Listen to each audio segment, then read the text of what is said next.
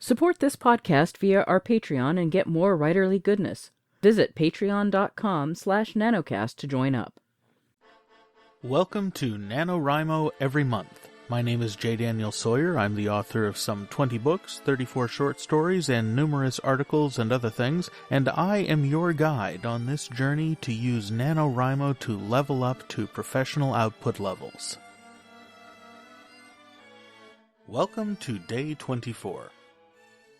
Writing every day like this teaches you a lot of interesting things about yourself and your family and the way that you organize your priorities in your life. And one of the things that you realize after having done this for 24 days straight is that carving out that little bit of time every day to do your words can be a massive source of conflict. It can be a source of conflict between you and your boss, between you and your spouse or your significant other, between you and your children, or between you and your dog. It's very, very easy to shuffle your writing to the back of the priority list because it's something you can do anywhere. It's something you can do anytime. It's not something you really need to prioritize. As long as you get it done, that's okay. Except that's not really true.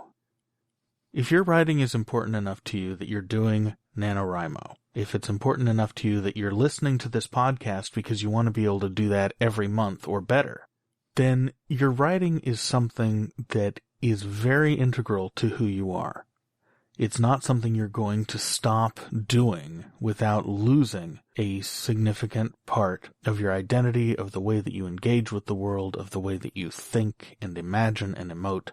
It's tied into all those deepest parts of yourself that make you who you are. And out in your writing are going to come explorations of ideas, concepts, philosophies, religions, emotions that aren't the kinds of things that you'd normally want to talk about in polite society. They may not even be the kinds of things that you can talk about in your marriage. That can cause some problems. One of the choices that I've seen a lot of writers have to make, and by a lot I mean almost everyone I know, including myself at one point, is the choice between a friend and your writing, a spouse and your writing, a family member and your writing, a job and your writing. These are very difficult choices to make, and any sane person would tell you in these kinds of situations, look, the writing's gotta go, your kid needs the time with you, or the writing's gotta go, or at least this subject matter's gotta go, because it's causing problems with you in your church, and your church community is very important to how your life is functioning, or you can't be writing about sex, or torture, or rape, or strange religions, or anti-American activities, or pro-American activities, because it's causing problems with your spouse who is getting offended by the sorts of things you're saying, the sorts of things you're thinking, the sorts of language that you're using. You can't do this because it's destabilizing your home environment. That's what any sane person would say, because most sane people don't really understand what it is that drives us to the keyboard day in and day out, whether we're enthusiastic and want to write, or whether it's a push and we'd really like to be doing something else. What drives us to the keyboard day in and day out is that we are storytellers. And part of the function of stories is to be unsafe. There are safe, comfortable stories. These are the stories that go into unsafe territory, but just enough to be exciting or interesting and then come home. Then there are the unsafe stories, and unsafe depends entirely on who's reading it or who's writing it. An unsafe story for me is going to be very, very different than an unsafe story for Kitty Nakian, who is my partner. It'd be very different from an unsafe story for my father, who has a different religion than I do. What is unsafe for you is going to be safe for people around you, and what is safe for you is going to be unsafe for the people around you. The places where you feel comfortable, they may feel very uncomfortable, and vice versa. If you're someone who has to write, and you're surrounded by people who don't get that, or who don't share your value system, at least insofar as it comes to creative freedom, sooner or later that relationship is going to end. Sometimes it'll take you by surprise. Sometimes it'll be an immense disaster.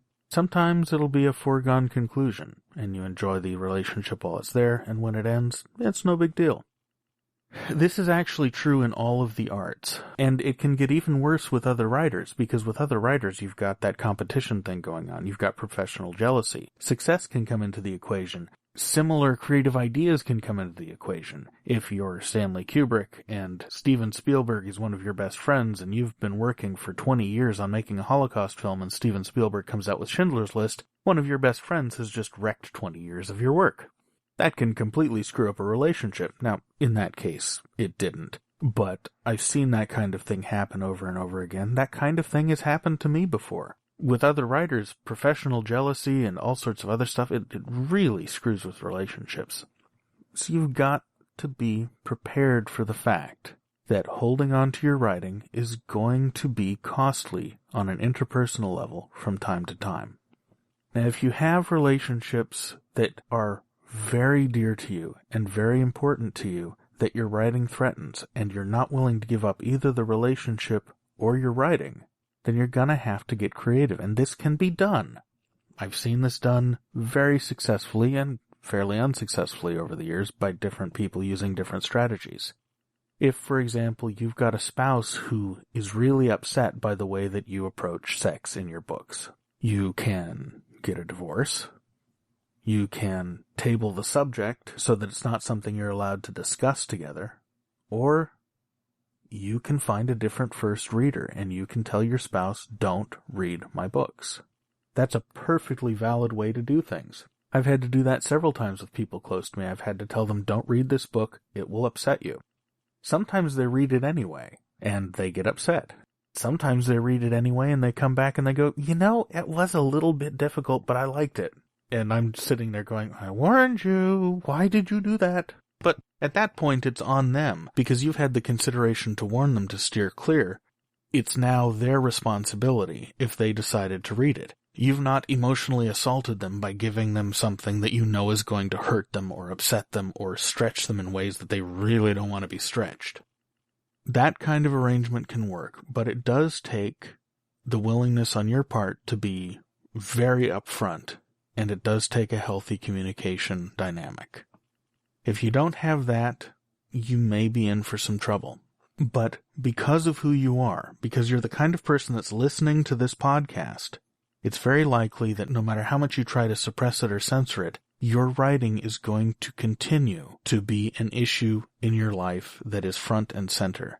And when you've got that kind of brute fact, now brute fact in philosophy is something like gravity, right? You can't get around gravity no matter how much you philosophically dislike the idea. It's just something about the universe that you have to cope with. If you're the kind of person that's listening to this podcast, your writing is probably a brute fact about you, as intractable for you as your genome and your culture of origin and your native language. And because it's that kind of brute fact, you're going to have to build your world around it, rather than adapting it to your world. Because in the long run, adapting it to your world won't work. Either your writing will suffer to the point where it will become misery to you, or your world will suffer to the point where you have to make some radical changes in it. And neither of those things is fun. Because your writing is a brute fact about you, it deserves a front seat. And it's more fair, more honest, and more ethical to be upfront with the people you interact with, the people you love, the people you live with, than it is to try to pretend to be something you're not. Because in the end, that pretense will fall away. No one can keep up that kind of illusion forever. So give your writing a front seat in your life. Make it a priority. And deal honestly with your loved ones. I'll see you tomorrow. NaNoWriMo Every Month is written and presented by J. Daniel Sawyer and produced by Artistic Whispers Productions. Visit our website at NaNoWriMoEveryMonth.com and leave a tip in the tip jar to support this podcast. NaNoWriMo Every Month is copyright 2015 by J. Daniel Sawyer and Artistic Whispers Productions and released under a Creative Commons Attribution Non-Commercial No Derivatives license.